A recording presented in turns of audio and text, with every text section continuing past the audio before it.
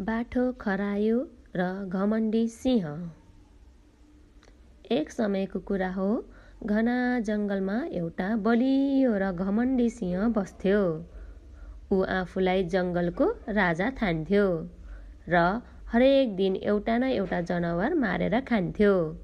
जङ्गलका सबै जनावरहरू त्रस्त थिए। एक दिन सबै जनावरहरूले भेला भएर सभा गरे। हात्ती, भालु, हरिण, स्याल, खरायो सबै जम्मा भए। बुढो स्यालले भन्यो, साथीहरू, हामी सिंहबाट एउटा सम्झौता गरौँ। हामी आफै पालो उसकहाँ खाना बनेर पुग्ने वचन दिउँ। यसो गर्दा अरू निर्दोष जनावरहरूको ज्यान बच्छ। सबैले त्यो कुरा मानेर सिंहसँग गएर बिन्ती गरे। सिंहले पनि मान्यो। त्यसपछि पालो जनावरहरू सिंहकहाँ जान थाले। कहिले हरिण, कहिले बँदेल, कहिले भालु, सबै दुखी थिए। एक दिन सानो तर बाठो खरायोको पालो आयो। उसले सोच्यो, यसरी त सबै जनावरहरू एक एक गर्दै सिद्धिने भए।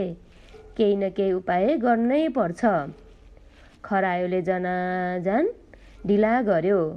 ऊ एकदमै ढिलो हिँड्यो। बाटोमा फुल टिप्यो, फलफुल खायो। धेरै ढिलो सिंहको गुफामा पुग्यो। सिंह भोकले व्याकुल थियो। रिसले उसको आँखा रातारात भएका थिए।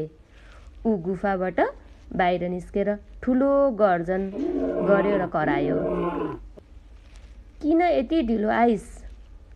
आज तँलाई मार्छु।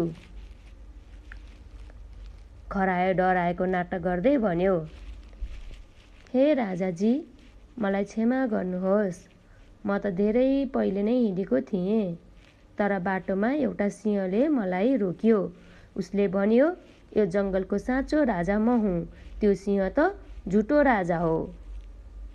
सिंहले यो सुनेर रिसले आगो भयो।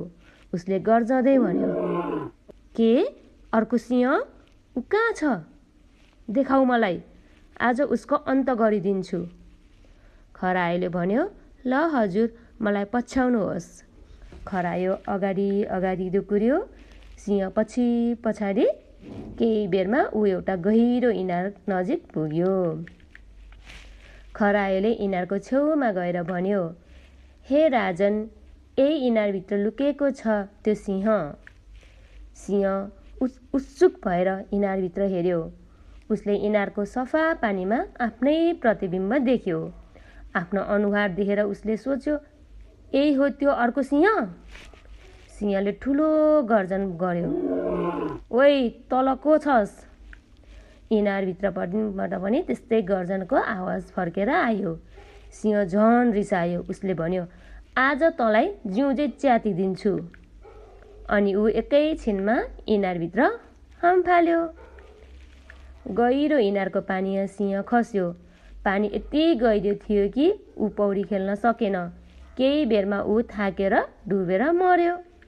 खरायोले इनारको छेउमा उभिएर तल हेर्यो र मुस्कुरायो। अनि ऊ खुसी हुँदै जङ्गलतिर दुकुर्यो। उसले जङ्गलमा पुगेर सबै जनावरहरूलाई कुरा सुनायो। सबै जनावरहरू खुसीले नाच्न थाले। सबैले खरायोको बुद्धिको प्रशंसा गरे। त्यसपछि जङ्गलमा फेरि शान्ति छायो। सबै जनावरहरू निडर भएर हिँड्न थाले। हामीले कथाबाट के शिक्षा पाउँछौँ? सानो दिमागले पनि ठुलो शक्तिलाई जित्न सक्छ। धन्यवाद।